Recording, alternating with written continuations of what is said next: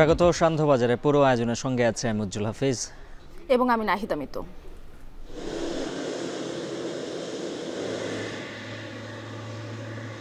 দিন যত যাবে আসলে সমাধান না হলে যে প্যাসেঞ্জার যে লোড সেটা আরো কমতে থাকবে এবং একটা সময় তো ফ্লাইট ফ্রিকোয়েন্সি আসলে আমাদেরকে আরো কমিয়ে দিতে হবে। আসার প্রেশারটা সুন্দর, যাওয়ার প্রেশারটা একটু কম ছিল।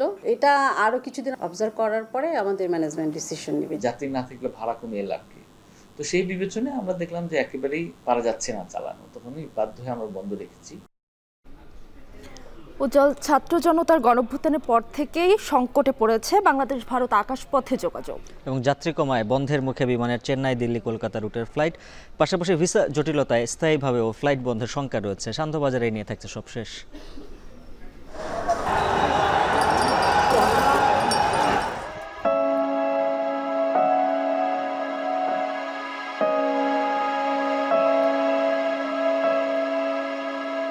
ডাক্তাররা বললো যে 6 মাস অপেক্ষা করতে হবে, 6 মাসের পর ওনারা রেজাল্ট জানাবে আমাকে। তারা যদি সুচিকিৎসাটা দেয় তাহলে আমরা দেখতে পাব, এটাই আমাদের আশা। আপাতত হয়েছে, ডক্টর বলছে যে এই রিংটা প্রায় 1 থেকে 1.5 বছর থাকবে। অভিযোগ নাই, চিকিৎসা নিয়ে আলহামদুলিল্লাহ কোনো অভিযোগ নেই। বন্ধুপ্রতিম দেশ চায়না, আমাদের ফার্স্ট মেডিকেল টিম মানবিক দৃষ্টিকোণ থেকে আমাদের যে 40 জন রোগী আমাদের এখানে ভর্তি আছেন সবাইকে ওনারা হয়তো দেখার জন্য সময় দিবেন। China government is one of the best hospitals in China, so their doctors have very good experience, but they are first time to Bangladesh. তো আমরা দেখছিলাম ছাত্র যে আন্দোলন রয়েছে, পুলিশের গুলিতে যারা চোখ হারিয়েছেন, পাশাপাশি অঙ্গ প্রত্যঙ্গ যারা হারিয়েছেন, গুরুতর আহত যারা হয়েছেন, তাদের উন্নত চিকিৎসার জন্য চীনের মেডিকেল টিমের কার্যক্রম শুরু হয়েছে এবং জাতীয় চক্ষু বিজ্ঞান নেটওয়ার্ক সহ বিভিন্ন হাসপাতালে আহতদের তালিকা করা হচ্ছে। প্রয়োজন হলে তাদের চীনে পাঠানো হবে উন্নত চিকিৎসার জন্য। সান্ধ্যবাজারে এ নিয়েও থাকছে বিস্তারিত। তবে শুরুতেই বাংলাদেশ ভারত যাত্রী সংকট, ফ্লাইটে যাত্রী সংকট প্রসঙ্গ। উজ্জ্বল, প্রথমেই বলছিলাম যে ছাত্র গণঅভ্যুত্থানের পর থেকেই কিন্তু বাংলাদেশ ভারতে যে আকাশপথে যোগাযোগ ব্যবস্থা রয়েছে সেটি অনেকটাই সংকটাপন্ন হয়ে উঠেছে। প্রথমে ঢাকা কলকাতা নভোয়ার ফ্লাইটটি বন্ধ হয়, এরপর বন্ধের তালিকায় যোগ হয়েছে ইউএস বাংলার চট্টগ্রাম কলকাতা ফ্লাইট। এবং এয়ারলাইন্সগুলো বলছে এভাবে চলতে থাকলে স্থায়ীভাবে অনেকেরই ব্যবসা গুটিয়ে নিতে হতে পারে। এ বিষয়ে নাইম আবিরের একটি প্রতিবেদন রয়েছে, বিস্তারিত দেখব সেখানে।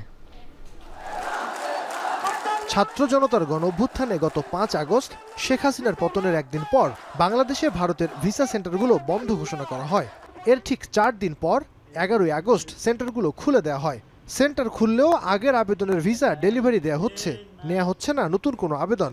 আবার ভিসা থাকা সত্ত্বেও বিমানবন্দরে আটকের ভয়ে ভারতমুখী হচ্ছেন না অনেকেই। এতেই সংকটে বাংলাদেশ ভারত আকাশপথের যোগাযোগ। ঢাকা থেকে চেন্নাই কলকাতা ও দিল্লি রুটে ধারণ ক্ষমতার 50% যাত্রীও মিলছে না। বাধ্য হয়েই রুটগুলোতে বন্ধ হচ্ছে ফ্লাইট চলাচল। ঢাকা থেকে ভারতের বিভিন্ন রুটে ফ্লাইট পরিচালনা করছে বিমান, ইউএস বাংলা ও নভো এয়ার। ঢাকা কলকাতা রুটে সপ্তাহে 7টি ফ্লাইট পরিচালনা করা নভো এয়ার যাত্রী সংকটে প্রথমে ফ্লাইট নামিয়েছিল 3-এ, তাতেও 50% যাত্রী পাচ্ছিল না এয়ারলাইন্সটি। বাধ্য হয়েই গেল 16 সেপ্টেম্বর থেকে পুরোপুরি ফ্লাইট বন্ধ করে দেয় তারা। যাত্রী থাকলে ফ্লাইট চলবে, না থাকলে একটা সার্টেন টাইম পরে আপনাকে একটা অপ্রিয় হলেও একটা কঠিন সিদ্ধান্ত নিতে হয়। তো আমাদের যেটা হয়েছে, আমরা তো ইন্ডিয়াতে শুধু কলকাতায় অপারেট করতাম, ডেইলি একটা করে ফ্লাইট ছিল। এই যে যখন ভিসাটা প্রথমে বন্ধ হলো, এটাতে দেখা যাচ্ছে যে যাত্রী কমে যাচ্ছে। তো কমতে কমতে এমন একটা লেভেলে আসলো, আমরা 7টা ফ্লাইট থেকে সপ্তাহে 7টা ফ্লাইট থেকে সপ্তাহে 3টা ফ্লাইট করলাম। তারপর দেখা যায় 50% 40%-এর বেশি লোড হচ্ছে না। তো আপনি ভাড়া কত কমাবেন? যাত্রী না থাকলে ভাড়া কমিয়ে লাভ কি? তো সেই বিবেচনায় আমরা দেখলাম যে একেবারেই মানে আর পারা যাচ্ছে না চালানো, তখনই বাধ্য হয়ে আমরা বন্ধ রেখেছি। কলকাতা রুটে ইউএস বাংলা এয়ারলাইন্স ঢাকা ও চট্টগ্রাম থেকে সপ্তাহে 21টি ফ্লাইট পরিচালনা করত।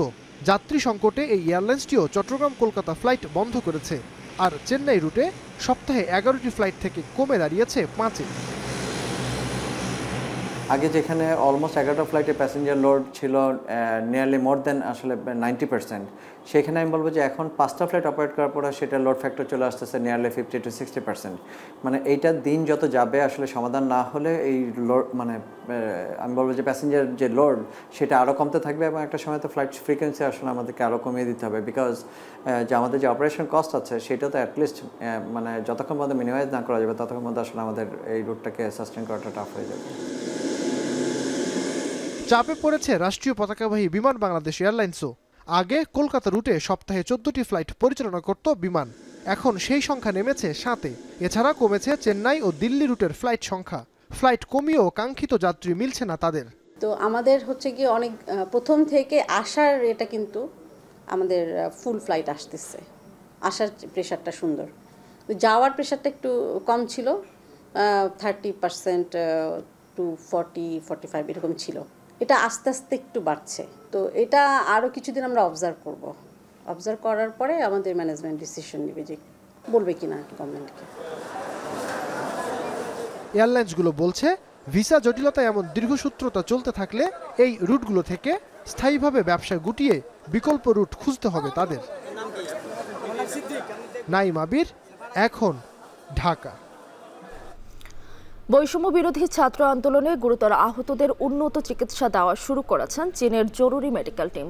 জাতীয় চক্ষু বিজ্ঞান ইনস্টিটিউটে চিকিৎসা সেবা দেন 10 বিশেষজ্ঞ চিকিৎসক।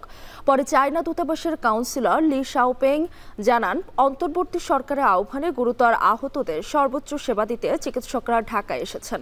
স্বাস্থ্য অধিদপ্তর বলছে, যদি প্রয়োজন মনে হয় তবে রোগীদের চীনে নিয়ে যাওয়ার ব্যাপারে পরামর্শ দেবে মেডিকেল টিম। হাসিব বিল্লার প্রতিবেদনে জানব বাকিটা।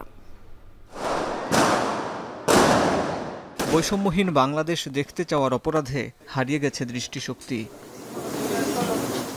চোখের বিনিময়ে প্রিয় মাতৃভূমি থেকে কর্তৃত্ববাদী শাসনের অবসান হয়েছে বটে, কিন্তু দেখা হয়নি নতুন বাংলাদেশের বিজয় উদযাপন। আর এখন দেখা হয় না প্রিয়জনদেরও। 2টা বাচ্চা আছে আমার, একটা 4 বছরের ছোট মেয়ে আর একটা 12 বছরের বাচ্চা। তাদের যত্ন আমার বৃদ্ধ মা বাবারা করে। আহত হয়েছি আপনার 19শে জুলাই আন্দোলন শুরু থেকে, তো ট্রিটমেন্ট পাইনি। ট্রিটমেন্ট পাইলে আমার চোখটা সুস্থ হয়ে যেত। আগে যে জায়গায় কাজ করতাম বান্দা, সেই জায়গাতে কাজ যেতে সাইডে সরাই দিয়েছে। জুলাই আগস্টের আন্দোলনে চোখে গুলি লেগে জাতীয় চক্ষু বিজ্ঞান ইনস্টিটিউটে চিকিৎসা নেন 1007 জন, আর হাসপাতালে ভর্তি হন 869, যাদের অনেকেই এক চোখে দৃষ্টিশক্তি হারিয়েছেন, আর 2 চোখেরই দৃষ্টিশক্তি হারিয়েছেন 30 জন। চিকিৎসা বিজ্ঞানেরও একটা সীমাবদ্ধতা থাকে।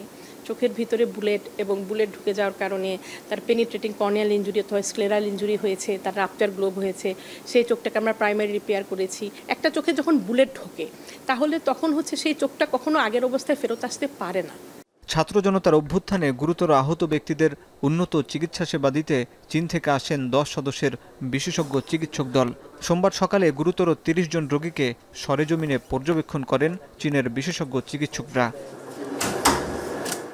চায়না দূতাবাসের কাউন্সিলর জানান, অন্তর্বর্তী সরকারের আহ্বানে চিকিৎসকরা ঢাকায় এসেছেন, আর হাসপাতালের পরিচালক বলেন, প্রযুক্তিগত সহায়তা করবে চীন। প্রয়োজনে রোগীদের চীনে নিয়ে যাওয়ার ব্যাপারে পরামর্শ দেবে এই medical team. As the first time, immediately send a medical team to Bangladesh, and this team is the first one. The doctor want to see the injured people, see the situation, see how they injured, and the equipment, what equipment in Bangladesh hospital, and they will know the situation. They can decide next step. আমরা চাচ্ছি যে যদি কোনো expert team এখানে আসে, আমরা আনানোর জন্য সর্বোচ্চ চেষ্টা করতেছি, তাতে করে আমাদের ডাক্তাররাও টেকনোলজি ট্রান্সফারের মাধ্যমে তাদের নতুন কোনো টেকনিক আমাদের ডাক্তাররা আয়ত্তে আনতে পারবে। পরে জাতীয় অর্থোপেডিক হাসপাতাল পরিদর্শন করেন চীনের চিকিৎসকরা। ছাত্র জনতার অভ্যুত্থানে পুলিশের গুলিতে গুরুতর আহত হয়ে এই হাসপাতালে চিকিৎসা নেন 8 শতাধিক। বর্তমানে চিকিৎসা নিচ্ছেন 66 জন, যাদের কেউ কেউ হাত কিংবা পাহাড়ি এখন পঙ্গু। অনিশ্চয়তায় ভবিষ্যৎ। লড়াই করে যাচ্ছিলাম আমরা আমাদের জায়গা থেকে, ওইখানে প্রায় 4-5 হাজার ছিল। সামনে থেকে আমরা সম্মুখ সারিতে প্রায় 50-60 জনের মতন ছিলাম, যারা আমরা ওইখান থেকে পুলিশ এবং বিজিবিকে লড়াই করতেছিলাম। 2 জন ধরতে পুলিশ ধইরা গুলি মারছে আমার পায়ে, আমি পাও ঝুটছিলাম হাতে ভাই, তাও আমার ছাড়ে নাই। পাটা কেটে বাদ দেওয়ার পরে নিজের আইসিইউতে ছিলাম 3 দিন। 3 দিন পর যখন বার হয়ে দেখি আমার একটা পা নাই, তখন একটু খারাপ লাগতো, আফসোস হইতো। কিন্তু পরে যখন শুনি সরকার পতন হয়েছে, তখন এই খারাপ লাগাটা ভালো লাগায় পরিণত হয়েছিল। হাসপাতালে ভর্তি প্রতিটি রোগীর কাছে গিয়ে পর্যবেক্ষণ করে চীনের মেডিকেল টিম। পরে বাংলাদেশি চিকিৎসকদের সঙ্গে বৈঠক করেন তারা। হাসপাতালটির পরিচালক বলেন, উন্নত চিকিৎসার জন্য চীনের পরামর্শ নেবে বাংলাদেশ। আমাদের চিকিৎসায় তারা সন্তুষ্ট, তারপরেও কিছু কিছু যারা জটিল রোগী আছে, ওরা যেটা বলেছে এত জটিল রোগী ওরা আসলে মানে ওদের দেশে খুব কম দেখে। ওরা এখানকার কিছু ছবি নিয়ে গেছে, ওরা সেটা নিয়ে তাদের দেশের আরও এক্সপার্টের সাথে কথা বলবে। যারা গুলি রিমুভ করতে চায়, কিন্তু ওরা রিমুভ করতে গেলে আবার কমপ্লিকেশনও আছে, তখন সেই রোগীগুলোর ব্যাপারে তারা বলেছে যে আমরা একটু কথা বলি, আমাদের সিনিয়রদের সাথে কথা বলি বা আমাদের কলিগদের সাথে কথা বলে আমরা আপনাদেরকে পরে জানাবো। আগামী মঙ্গলবার ঢাকা মেডিকেল কলেজ হাসপাতাল ও জাতীয় burn and plastic surgery unit পরিদর্শন করবেন চীনের বিশেষজ্ঞ মেডিকেল টিম। তার আগামী 3 দিন বিভিন্ন হাসপাতাল পরিদর্শন শেষে অন্তর্বর্তী সরকারের উপদেষ্টাদের সঙ্গে বৈঠক করবেন। যারা জীবনের মায়া তুচ্ছ করে বুলেটের সামনে বুক পেতে দিয়েছে, যারা 16 বছরের কর্তৃত্ববাদী সরকারের পতন ঘটিয়েছে, তাদের দাবি দুইটা, আর যেন বাংলার মাটিতে কোনো স্বৈরাচারের আগমন না ঘটে এবং যারা এই পঙ্গুত্ব বরণ করেছেন তাদের যেন সুচিকিৎসা হয়, তাদের যেন পুনর্বাসন হয়, তারা যেন সমাজে অনাদর অবহেলায় থাকতে না হয়। হাসিব বিল্লাহ, এখন জাতীয় অর্থোপেডিক হাসপাতাল, ঢাকা। জাতিসংঘের সাধারণ পরিষদের অধিবেশনে যোগ দিতে যুক্তরাষ্ট্রের নিউ ইয়র্কের উদ্দেশ্যে রওনা দিয়েছেন অন্তর্বর্তী সরকারের প্রধান উপদেষ্টা ডক্টর মোহাম্মদ ইউনূস। ভোর 5টার পরপর কাতার এয়ারওয়েজের একটি বাণিজ্যিক ফ্লাইটে ঢাকা ত্যাগ করেন তিনি। সফরে নেদারল্যান্ডস, পাকিস্তান, নেপাল, ইউরোপীয় কমিশন প্রধান, যুক্তরাষ্ট্রের পররাষ্ট্রমন্ত্রী সহ উচ্চ পর্যায়ে বৈঠক করবেন প্রধান উপদেষ্টা। তবে ভারতের প্রধানমন্ত্রী নরেন্দ্র মোদীর সঙ্গে আলোচনার সম্ভাবনা নেই। নিউ ইয়র্কে 24 সেপ্টেম্বর জাতিসংঘ সদর দফতরে ইউনূস বাইডেন বৈঠকে বসবেন। বৈঠকে দুই দেশের দ্বিপাক্ষিক সম্পর্ক নিয়ে আলোচনা হবে, পাশাপাশি আঞ্চলিকভাবে অন্তর্বর্তী সরকার যে প্রতিকূলতার মধ্যে রয়েছে সেটি নিয়ে বাইডেনের সঙ্গে আলোচনা করতে পারেন ডক্টর ইউনূস। এছাড়া 27 সেপ্টেম্বর জাতিসংঘের সাধারণ পরিষদের অধিবেশনে ভাষণ দেবেন তিনি।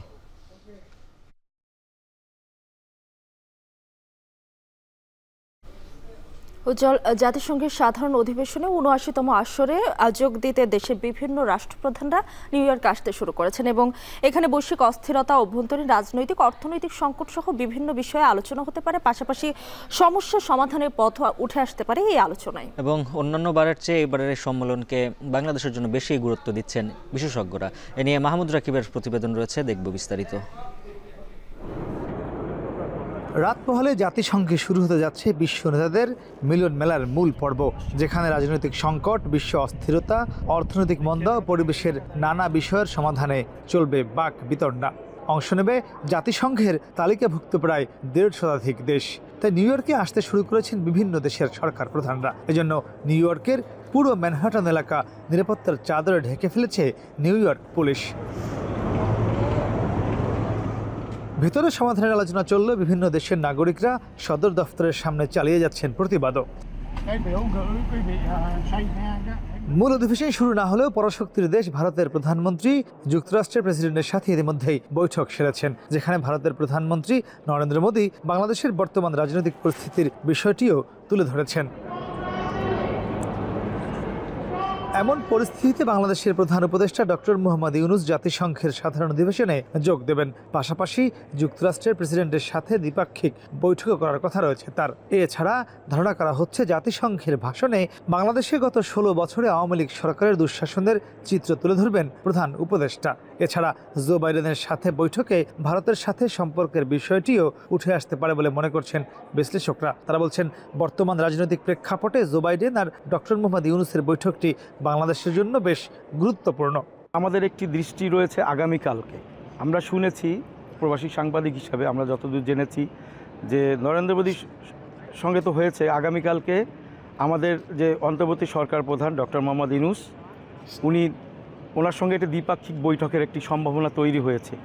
তো এই বৈঠকটি গত 30 বছরে হয়নি, যেটা 30 বছর পরে হতে যাচ্ছে।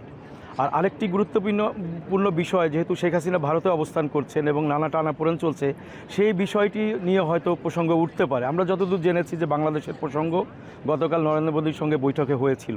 এখন আগামীকালকের যে বৈঠকটা আমাদের অন্তর্বর্তী সরকার প্রধানের সঙ্গে, সেখানে এই সব বিষয়গুলো আলোচনা হতে পারে। তবে তারা বলছেন জাতিসংঘে ভারত বাংলাদেশের দ্বিপাক্ষিক বৈঠকটি অনুষ্ঠিত হলে দুই দেশের সম্পর্ক আরও মজবুত হতো। সম্মেলনের মূল পর্ব শুরুর ঠিক একদিন আগে মার্কিন প্রেসিডেন্ট জো বাইডেনের সঙ্গে বৈঠক করেছেন ভারতের প্রধানমন্ত্রী নরেন্দ্র মোদী, যেখানে বাংলাদেশের সাম্প্রতিক সময়ের রাজনৈতিক ইস্যুও উঠে এসেছিল। আর ঠিক একদিন পর সেই মার্কিন প্রেসিডেন্টের সঙ্গেই দ্বিপাক্ষিক বৈঠকে বসতে যাচ্ছেন বাংলাদেশের অন্তর্বর্তীকালীন সরকারের প্রধান উপদেষ্টা ডক্টর মোহাম্মদ ইউনূস, যা গত 3 দশকেরও বেশি সময় ধরে বাংলাদেশ মার্কিন যুক্তরাষ্ট্রের প্রথম দ্বিপাক্ষিক বৈঠক এই জাতিসংঘ সম্মেলন চলাকালীন সময়। এখন দেখার বিষয় এই দ্বিপাক্ষিক বৈঠকে বাংলাদেশ ভারতের মধ্যে চলমান যে রাজনৈতিক টানাপোড়েন চলছে তার কোনো সঠিক টেকসই সমাধান বের হয়ে আসে কিনা। মাহমুদ রাকিব, এখন নিউ ইয়র্ক, যুক্তরাষ্ট্র। বিএনপির ভারপ্রাপ্ত চেয়ারম্যান তারেক রহমান বলেছেন, বাংলাদেশের মানুষের রাজনৈতিক অধিকার ফিরিয়ে আনাই তার দলের প্রধান লক্ষ্য। কিশোরগঞ্জে আন্দোলনের শহীদ পরিবার এবং বিভিন্নভাবে ক্ষতিগ্রস্তদের সহযোগিতা প্রদান এবং গণসমাবেশে একথা বলেন তিনি। এ সময় দল মত নির্বিশেষে সবাইকে দেশের স্বার্থে ঐক্যবদ্ধ থাকার আহ্বান জানান তারেক রহমান। বলেন, স্বৈরাচারের দোসরদের ষড়যন্ত্র রুখতে অন্তর্বর্তী সরকারকে সহযোগিতা করতে হবে। এ সময় দেশের অর্থনৈতিক মুক্তির জন্য সবাইকে একসাথে কাজ করার তাগিদ দেন তিনি। সমাবেশে বিশেষ অতিথি হিসেবে উপস্থিত ছিলেন বিএনপি স্থায়ী কমিটির সদস্য নজরুল ইসলাম খান। আমরা বাংলাদেশের মানুষকে স্বাবলম্বীভাবে গড়ে তুলতে চাই অর্থনৈতিকভাবে। আমরা বাংলাদেশের মানুষের রাজনৈতিক অধিকারকে প্রতিষ্ঠিত করতে চাই এবং এটিই হচ্ছে আমাদের লক্ষ্য, এটিই হচ্ছে আমাদের উদ্দেশ্য। কিন্তু এই লক্ষ্য এবং উদ্দেশ্যকে বাধাগ্রস্ত করার জন্য স্বৈরাচারের দোসররা এখনো তাদের ষড়যন্ত্রকে অব্যাহত রেখেছে। আমরা চাই আমরা সকলকে নিয়ে সরকার গঠন করতে। বাংলাদেশ জাতীয়তাবাদী দল বিভক্তি চায় না, আমরা চাই জাতিকে ঐক্যবদ্ধ করতে। আইন উপদেষ্টা বলেছেন, প্রতিশোধ নয়, সুবিচারের জন্য আন্তর্জাতিক অপরাধ ট্রাইব্যুনাল আইন সংশোধন করা হবে। ন্যায় বিচারে আন্তর্জাতিক মান নিশ্চিত করাই অন্তর্বর্তী সরকারের লক্ষ্য। বিদ্যমান আন্তর্জাতিক অপরাধ ট্রাইব্যুনাল আইন 1973 সংশোধন বিষয়ে আয়োজিত মতবিনিময় সভায় একথা বলেন তিনি। এ সময় মন্ত্রণালয়ের পক্ষ থেকে রাজনৈতিক দলকে 10 বছরের জন্য নিষিদ্ধ সহ 8টি খসড়া প্রস্তাব তুলে ধরা হয়। প্রস্তাবিত খসড়ার বিষয়ে নিজেদের মতামত তুলে ধরেন বিশেষজ্ঞরা। আরও জানাচ্ছেন শাহাদাত অভ্র। ছাত্র জনতার অভ্যুত্থানে শেখ হাসিনার পতনের পর জুলাই আগস্টে সংঘটিত হত্যাকাণ্ডের বিচারের জন্য আন্তর্জাতিক অপরাধ ট্রাইব্যুনালে হয়েছে একের পর এক মামলা। তবে মামলা হলেও 1973 সালে প্রণীত আন্তর্জাতিক অপরাধ ট্রাইব্যুনাল আইন এসব মামলা নিষ্পত্তির জন্য কতটা সময়োপযোগী তা নিয়ে প্রশ্ন ওঠে। এমন বাস্তবতায় আইন বিশেষজ্ঞ ও বিশিষ্টজনদের সঙ্গে বিদ্যমান আইনের সংশোধনের জন্য এই মতবিনিময় সভার উদ্যোগ নেয় আইন মন্ত্রণালয়। এ সময় রাজনৈতিক দলকে 10 বছরের জন্য নিষিদ্ধ সহ 8 দফা খসড়া প্রস্তাব তুলে ধরা হয় মন্ত্রণালয়ের পক্ষ থেকে। যে রাজনৈতিক দল এই গণহত্যা সংগঠন করেছে তাদেরকে চিরদিনের জন্য বাংলাদেশের মাটিতে রাজনীতি করার অধিকার কেড়ে নেওয়া এবং তাদেরকে গণহত্যাকারী দল হিসেবে নিষিদ্ধ করার এই বিষয়টা আমরা নিশ্চিত করতে পারি, সেটি আমাদের পক্ষ থেকে আপনাদের প্রতি আহ্বান থাকবে। এলএমজি দিয়ে বা রাইফেল দিয়ে গুলি করা হচ্ছে, সো এই জিনিসটা যদি রিপিট যেন আর না হয়, আর কোনো শাসক যেন না ভাবে যে আমি এইভাবে করে গণহত্যা চালিয়ে আমি পার পাবো, সেইটার জন্য অ্যাকচুয়ালি জুলাই এবং আগস্টে যা হয়েছে তার অত্যন্ত কড়া শাস্তি হওয়া উচিত। ডিজিটালাইজেশনের জিনিসগুলো প্রস্তাবিত খসড়াকে সাধুবাদ জানিয়ে এতে কিছু বিষয় যুক্ত করার প্রস্তাব করেন বিশেষজ্ঞরা। রাজনৈতিক দল নিষিদ্ধ সহ বেশ কিছু বিষয়ে দ্বিমত জানান অনেকে। লিগ্যাল অ্যাসপেক্টে দেখলে আমরা দেখব 2013 সালে এই আইনে একটা সংশোধন আনা হয়েছে যেখানে বলা হচ্ছে অর্গানাইজেশনের বিচার করা যাবে, কিন্তু একটা অর্গানাইজেশনের ক্ষেত্রে তার উপরে ক্রিমিনাল রেসপন্সিবিলিটি আমরা কিভাবে আরোপ করব সেটার কোনো ফ্রেমওয়ার্ক কিন্তু আসলে এই পুরো আইনটার ভিতরে উপস্থিত নাই। আসলে অর্গানাইজেশনের বিচার আমরা যদি সত্যি করতে চাই তাহলে অর্গানাইজেশনাল ক্রিমিনাল রেসপন্সিবিলিটির একটা ফ্রেমওয়ার্ক এই আইনের ভিতরে থাকতে হবে। একটা সেকশন এখানে যোগ করার কথা বলা হচ্ছে, পলিটিক্যাল পার্টির অপরাধের ক্ষেত্রে কি করা হবে। পলিটিক্যাল পার্টির স্যার এখানে ডেফিনেশন কিন্তু আমরা এখানে রাখি নাই। এখন পলিটিক্যাল পার্টি বলতে কি হবে এটা মনে হয় ডেফিনেশনের একটা প্রয়োজন হবে। যারা আমাদের গণতান্ত্রিক ব্যবস্থাকে, আমাদের সংবিধানের মৌলিক কাঠামোকে ধ্বংস করেছে, এবং এটা যদি না হইতো তাহলে কিন্তু এই গত কয়েক মাসের ঘটনাবলী ঘটতো না। তো আমি মনে করি এই নির্বাচনী অপরাধ, যারা গুরুতর নির্বাচনী অপরাধ করেছে, আমাদের গণতান্ত্রিক ব্যবস্থাকে ধ্বংস করেছে, আমাদের সংবিধান লঙ্ঘন করেছে, তাদের বিরুদ্ধে এই আইন প্রয়োগ হওয়া দরকার। এ সময় আইন উপদেষ্টা বলেন, প্রতিশোধ নয়, সুবিচারের জন্য আন্তর্জাতিক অপরাধ ট্রাইব্যুনাল আইন সংশোধন করা হবে। ন্যায় বিচারে আন্তর্জাতিক মান নিশ্চিত করাই অন্তর্বর্তী সরকারের লক্ষ্য। যত বেদনা বুকের ভিতর থাক, যত ক্ষোভ বুকের ভিতর থাক, আমরা এই চ্যালেঞ্জটা সম্পর্কে সম্পূর্ণ সচেতন আছি যে আমাদের এই বিচারটা সবার কাছে গ্রহণযোগ্য হতে হবে। আমরা সর্বোচ্চভাবে চেষ্টা করব। শুধুমাত্র আগের যে ইন্টারন্যাশনাল ক্রাইম ট্রাইব্যুনাল একটা বিচার যে আছে, সেটা হচ্ছে তো অবশ্যই অনেক গুণ ভালো, নিরপেক্ষ, গ্রহণযোগ্য বিচার হবে। আমরা চেষ্টা করব আন্তর্জাতিক বিশ্বের কাছে এবং এখানে বাংলাদেশে যারা প্রতিটা মানুষের কাছে যেন এই বিচার গ্রহণযোগ্য হয়। 1971 সালে স্বাধীনতা যুদ্ধের সময় বাংলাদেশে সংঘটিত মানবতা বিরোধী অপরাধের বিচারের জন্য আন্তর্জাতিক অপরাধ ট্রাইব্যুনাল আইন করা হয়। কিছু জায়গায় মিসলিডিং হয়ে গেছে। আসিফ ইকবাল, এখন, ঢাকা। লেবাননের দক্ষিণে ইসরায়েলি হামলায় নিহতের সংখ্যা দাঁড়িয়েছে 182, আহত 7 শতাধিক মানুষ।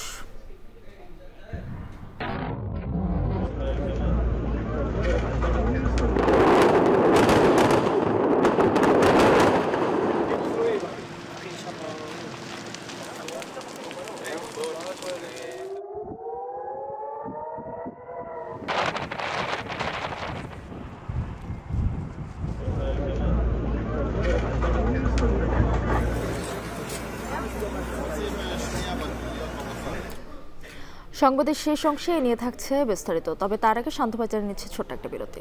ফিরছি একটু পর, সঙ্গেই থাকুন।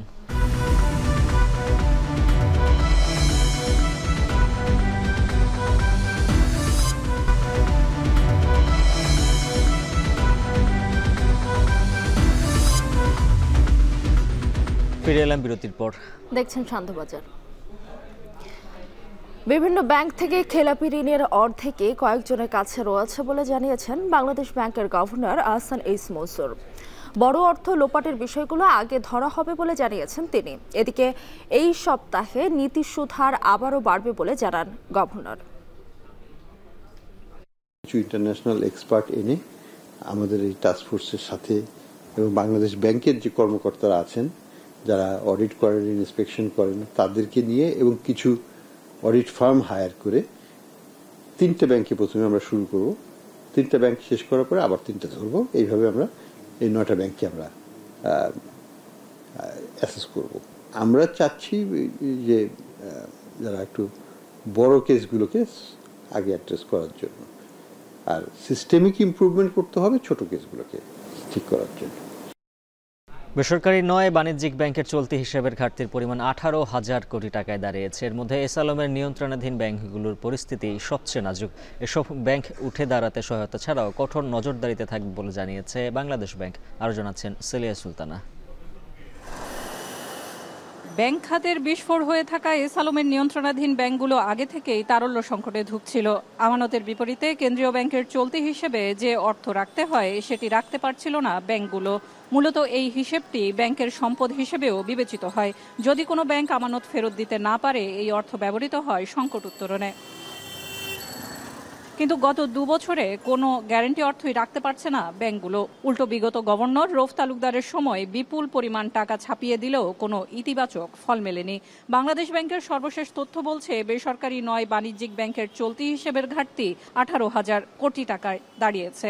এমন পরিস্থিতিতে কঠোর নজরদারির নির্দেশনা বাংলাদেশ ব্যাংক গভর্নরের। এই ব্যাংকগুলোকে নিয়ে আমরা টাস্ক ফোর্সের মাধ্যমে গভর্নর মহোদয় যেটা পরিকল্পনা করছেন যে আমরা তাদের অ্যাসেট কোয়ালিটি রিভিউ করব, প্রয়োজনে তাদেরকে আমরা রিক্যাপিটালাইজেশন সুবিধা দিব, এই বিষয়গুলো তো বিবেচনায় রয়েছে। ব্যাংকগুলোকে আমাদের এখন বলতে পারেন যে কঠোর নজরদারির মধ্যে তারা থাকবে। চলতি হিসেবে ঋণাত্মক থাকা ব্যাংকগুলো হলো ন্যাশনাল ব্যাংক, ফার্স্ট সিকিউরিটি ইসলামী ব্যাংক, সোশ্যাল ইসলামী bank, union bank, commerce bank, Exim bank, ইসলামী ব্যাংক, পদ্মা ব্যাংক, আইসিবি ইসলামী ব্যাংক। বাংলাদেশ ব্যাংক মুখপাত্র জানান, তারল্য সংকটে থাকা ব্যাংকগুলোর ঋণ গ্যারান্টিতে 7টি আবেদন জমা পড়েছে। সর্বোচ্চ সহায়তা করা হবে ব্যাংকে আমানত ও বিনিয়োগ ফেরাতে। যারা সাময়িকভাবে এই লিকুইডিটি সমস্যায় পড়েছে তারা খুব দ্রুতই তাদের ব্যবসা ফিরিয়ে আনতে পারবে। আসলে গ্রাহকের আস্থা এখানে খুব গুরুত্বপূর্ণ ভূমিকা পালন করবে। গ্রাহক যখন তাদের সাথে আস্থা রক্ষা করবে তখন ব্যাংক তার ব্যবসায় মনোযোগী হতে পারবে এবং তাদের নিজস্ব দীর্ঘদিনের পোর্টফোলিও আছে, এবং সেই পোর্টফোলিওগুলোতে যখন তারা বিনিয়োগ করতে পারবে বা বিনিয়োগের টাকা ফেরত আনতে পারবে, তখন দ্রুতই ব্যাংকগুলো ঘুরে দাঁড়াবে। এদিকে ব্যাংক খাতে এডিবির $1.3 বিলিয়ন কোনো সুদ থাকবে না বাংলাদেশের জন্য, যা পুরোটাই সংস্কার পরিকল্পনায় ব্যয় হবে। সেলিয়া সুলতানা, এখন, ঢাকা। সান্ধ্যবাজার নিচ্ছে আরো একটা বিরতি, ফিরছি একটু পর।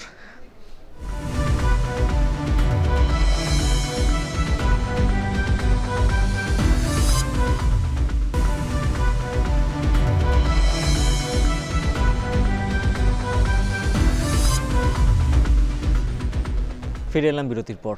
দেখছেন সান্ধ্যবাজার।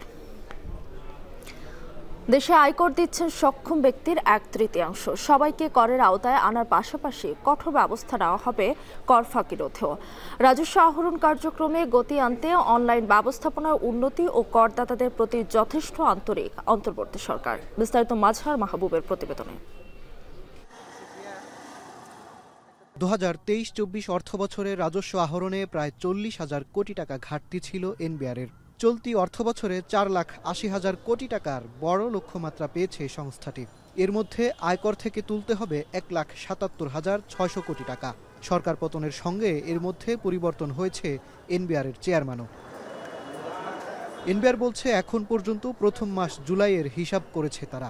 আয়করে এক মাসে 8,885 কোটি টাকার লক্ষ্যমাত্রার বিপরীতে আহরণ হয়েছে 5,384 কোটি টাকা, ঘাটতি 3,500 কোটি টাকা। গেল 9 সেপ্টেম্বর থেকে অনলাইনে রিটার্ন গ্রহণ শুরু করেছে এনবিআর। এ পর্যন্ত ই রিটার্ন জমা পড়েছে 20,000। সোমবার ই রিটার্ন দাতাদের জন্য ফোন সেবা চালু করেছে সংস্থাটি। এনবিআর চেয়ারম্যান বলছেন, দেশে আয়কর দেন সক্ষম ব্যক্তিরও 3 ভাগের 1 ভাগ। সবাইকে করের আওতায় আনতে কাজ করছেন তারা। আবার 40 লাখ রিটার্নের মধ্যে 5 লাখ কেন এই রিটার্ন পড়বে? সমস্যাটা কোথায়? সেটা যদি আমরা জনগণের কাছ থেকে, ট্যাক্সপেয়ার থেকে, সম্মানিত করদাতা থেকে না শুনি, তাহলে আমরা সলিউশন কিভাবে করব? এখন আমরা যেটা শুনছি, আমাদের যে কল সেন্টার আমরা যেটা করলাম, ওনারা রেজিস্ট্রেশন করার সময় অথবা রিটার্ন প্রিপেয়ার করার সময় অথবা সাবমিট করার সময় অথবা এটা সেভ করার সময়, প্রিন্ট নেওয়ার সময় কী ধরনের প্রবলেম ফেস করেন, এটা আমরা সরাসরি করদাতা থেকে শুনতে চাই এবং সেই অনুযায়ী আমরা সাথে সাথে অ্যাকশন নিতে চাই। কোম্পানি কিংবা ব্যক্তি কর ফাঁকি দিলে কাউকে ছাড় দেওয়া হবে না জানিয়ে এনবিআর চেয়ারম্যান বলেন, আদালতে না গিয়ে এডিআর এর মাধ্যমে সমস্যা সমাধান করা উচিত বড় করদাতাদের।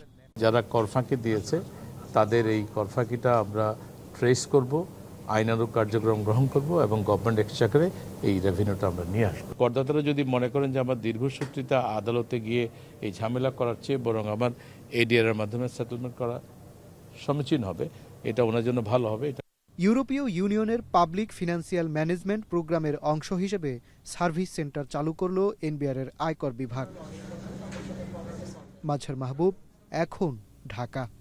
নতুন মামলায় ফের কারাগারে 71-এর ঘাতক দালাল নির্মূল কমিটির উপদেষ্টা মণ্ডলীর সভাপতি শাহরিয়ার কবির। অন্যদিকে ভাসানটেক থানা হত্যা মামলায় সিনিয়র সাংবাদিক শ্যামল দত্তের জামিন নামঞ্জুর করে কারাগারে পাঠানোর আদেশ দিয়েছেন আদালত। এছাড়া সাবেক আইনমন্ত্রী ও সাবেক আইজিবিকে পৃথক 2টি মামলায় গ্রেফতার দেখানো হয়েছে। আরও জানাচ্ছেন সাজিদ আরাফাত। নতুন মামলায় ফের কারাগারে 71-এর ঘাতক দালাল নির্মূল কমিটির সাবেক সভাপতি শাহরিয়ার কবির। যাত্রাবাড়ী থানার হত্যা মামলায় তাকে গ্রেপ্তার দেখানো হয়েছে। সোমবার দুপুরে ঢাকার মেট্রোপলিটন ম্যাজিস্ট্রেট তাহমিনা হকের আদালতে শুনানি শেষে তাকে গ্রেপ্তার দেখানোর পর কারাগারে পাঠানো হয়। 7 দিনের রিমান্ড শেষে রমনা মডেল থানার মামলায় তাকে আদালতে হাজির করা হয়। পরে আরও 2টি হত্যা মামলায় তাকে গ্রেপ্তার দেখানো হয়। মঙ্গলবার জামিন শুনানির দিন ঠিক করা হয়েছে। বাজারে শুধু শাহরিয়ার কবির লেখা আছে, উনার পিতার নাম নাই, কোনো অ্যাড্রেস নাই, কোনো ঠিকানা নাই, এবং উনার এই মামলা যে 2টা সোনারের দেখানো হচ্ছে, ওই 2 মামলায় কি ঘটনার সাথে উনি জড়িত, এটার সাথে কোনো স্পেসিফিক কোনো ঘটনার কথা এখানে উল্লেখ নাই। যেহেতু উনি অসুস্থ, এই বিবেচনা আমরা জামিন চেয়েছিলাম। এখন জামিনের দরখাস্তটা মাননীয় আদালত বলছে আগামীকাল উনি শুনানি করবেন। এদিকে নতুন কোনো মামলায় গ্রেপ্তার বা রিমান্ড না চাওয়ায় পূর্বের ভাসানটেক থানার মামলায় সাংবাদিক শ্যামল দত্ত ও রমনা থানার মামলায় মোজাম্মেল বাবুর জামিন নামঞ্জুর করে কারাগারে পাঠানোর নির্দেশ দেন আদালত। রমনা থানা একটি মামলায়, হত্যা মামলায় শাহরিয়ার কবির এবং মোজাম্মেল বাবু এই 2জনকে হত্যা মামলায় তাদের আগে শোনারেট করা হয়েছিল। সেখানে এই মামলায় আসামিপক্ষে জামিন প্রার্থনা করা হয়। বিজ্ঞ আদালত তাদের জামিন নামঞ্জুর করে জেল হাজতে প্রেরণ করেন। বাসানটেক একটি মামলায়, হত্যা মামলায় শ্যামল দত্ত, তাকে এই মামলায় বিজ্ঞ আদালতে উপস্থাপিত করা হয় এবং তার জামিনের প্রার্থনা করা হয় আসামি পক্ষে। তার জামিন নামঞ্জুর করে বিজ্ঞ আদালত তাকে জেল হাজতে প্রেরণ করেন। এর আগে সাবেক আইনমন্ত্রী আনিসুল হককে একটি এবং সাবেক আইজিপি আব্দুল্লাহ আল মামুনকে খিলগাঁও ও উত্তরা পশ্চিম থানার মাদ্রাসা শিক্ষার্থী জুবাইর ও সাদিকুল হত্যা মামলায় গ্রেপ্তার দেখানো হয়। চৌধুরী আব্দুল্লাহ আল মামুন সাহেব এবং আনিসুল হক তাদেরকে আজকে সোনেশ দেখানো হয় এবং অপর আরেকটি মামলা, যেটা উত্তরা পশ্চিম থানার মামলা নম্বর ২১/৯/২৪, একটি হত্যা মামলা হাফেজ সাদিকুল ইসলাম, সেই হত্যা মামলায় চৌধুরী আব্দুল্লাহ আল মামুনকে আজকে সোনেশ দেখানো হয়েছে। এই মামলাকে রাজনৈতিক ও উদ্দেশ্য প্রণোদিত বলেন আসামি পক্ষের আইনজীবী। দুইজন আসামি নিয়ে আসা হয়েছে, তাদেরকে বারবার এই মামলায় গ্রেপ্তার করা হচ্ছে, রিমান্ড নেওয়া হচ্ছে, গ্রেপ্তার দেখানো হচ্ছে, যা সিআরপিসির স্পষ্ট লঙ্ঘন, মানবাধিকারের লঙ্ঘন, কনস্টিটিউশনের ভায়োলেট। গত ১৯ জুলাই উত্তরা পশ্চিম থানা এলাকায় ছাত্র জনতার মিছিলে পুলিশ ও আওয়ামী লীগের নেতাকর্মীদের গুলিতে নিহত হন সাদিকুল ও ৫ আগস্ট খিলগাঁওয়ে বিজয় মিছিল করার সময় পুলিশের গুলিতে নিহত হন হাফেজ জুবাইর। সাজিদ আরাফাত, এখন, ঢাকা। শান্তবাজারে নিচ্ছে আরো একটা বিরতি, ফিরছে একটু পর, সঙ্গেই থাকুন।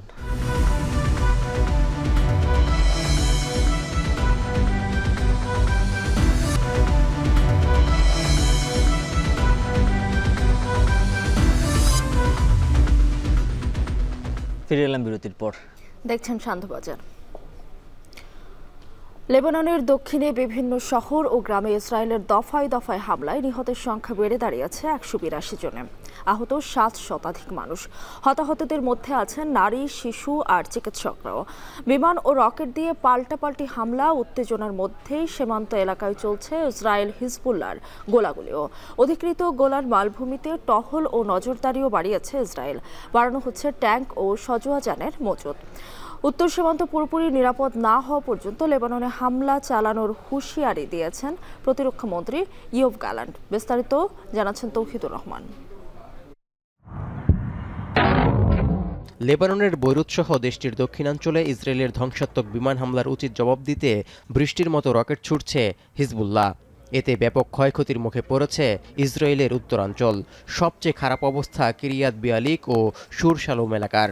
বেশ কয়েকজন ইসরায়েলি আহত হওয়ার খবরও পাওয়া গেছে।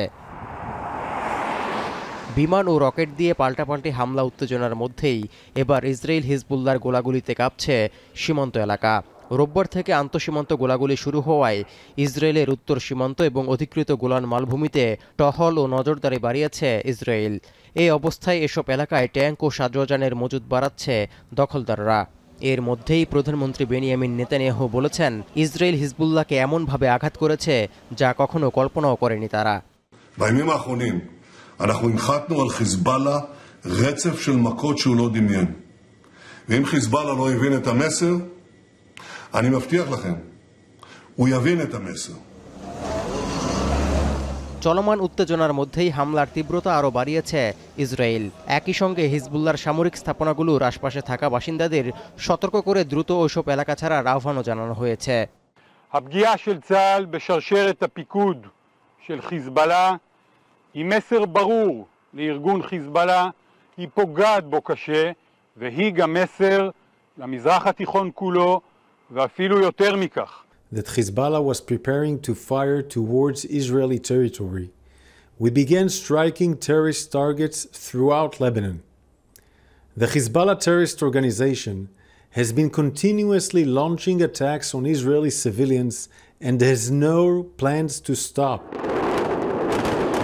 তবে হিজবুল্লাহকে এসব হুমকি দিয়ে কোনো লাভ নেই বলে পাল্টা হুঁশিয়ারি দিয়েছে গোষ্ঠীটি। সংগঠনটির deputy secretary general Naim Kashem বলেছেন, ইসরায়েলের বিরুদ্ধে চলমান যুদ্ধে নতুন একটি পর্যায়ে প্রবেশ করেছে তারা। والحل العسكري الإسرائيلي يزيد مأزق إسرائيل وسكان الشمال ولا يعالج مشكلتهم. এদিকে লেবাননবাসী বলছেন, ইসরায়েলের হামলা হুঙ্কার কোনো কিছুরই তোয়াক্কা করেন না তারা, কারণ 40 বছরের বেশি সময় ধরে ইসরায়েলি আক্রমণের শিকার হয়ে আসছেন। ফলে এগুলো নতুন কোনো ঘটনা নয়। صار لك 40 سنة عم تاكل قتل، ماشي جديد يعني، حتضلك كمان 40 سنة تانيين كمان حتضلك تاكل قتل. فهلا او بعدين حتضل الحرب. اذا انت مفكر حالك مش عايش بحرب، انت بحرب، حتى صار لك 40 سنه و100 سنه وعلى بعد 100 سنه حتضلك بحرب. ما عنا قرار وما في عنا جواب للي عم بيصير. بتصور كل الشعب اللبناني هلا كلهم سوا مع بعض عندهم نفس التفكير وعندهم نفس الجروحات. ডিভাইস বিস্ফোরণ ও বিমান হামলায় লেবাননের বহু হতাহতের ঘটনায় ইসরায়েল হিজবুল্লাহ উত্তেজনা চরম পর্যায়ে পৌঁছানোয় পুরো মধ্যপ্রাচ্য এখন সর্বনাশা যুদ্ধের দ্বারপ্রান্তে দাঁড়িয়ে আছে বলে মনে করছেন বিশ্লেষকরা। এই সংঘাতে হিজবুল্লাহ একটি টার্নিং পয়েন্টে পৌঁছে গেছে বলেও মত তাদের। আর হিজবুল্লাহ দাবি করছে তারা ইসরায়েলের বিরুদ্ধে সীমাহীন যুদ্ধ চালিয়ে যাচ্ছে। এমন উত্তপ্ত পরিস্থিতির মধ্যেই যোগাযোগ নেটওয়ার্ক সংশ্লিষ্ট 12 কর্মীকে গ্রেপ্তার করেছে ইরানের রেভলিউশনারি গার্ড কর্পস। ইসরায়েলকে সহযোগিতা এবং ইরানের নিরাপত্তার বিরুদ্ধে কাজ করার পরিকল্পনার অভিযোগে 6টি ভিন্ন প্রদেশ থেকে তাদের গ্রেপ্তার করা হয়েছে বলে নিশ্চিত করেছে তেহরান। তৌহিদুর রহমান, এখন বিশ্ব। শেষ করছি শান্তবাজার। এখন টেলিভিশন ওয়েবসাইটে দেখতে ভিজিট করুন www.ekhon.tv। ফেসবুকে দেখুন facebook.com/tv.ekhon আর ইউটিউবে দেখুন youtube.com/c/ekhon tv।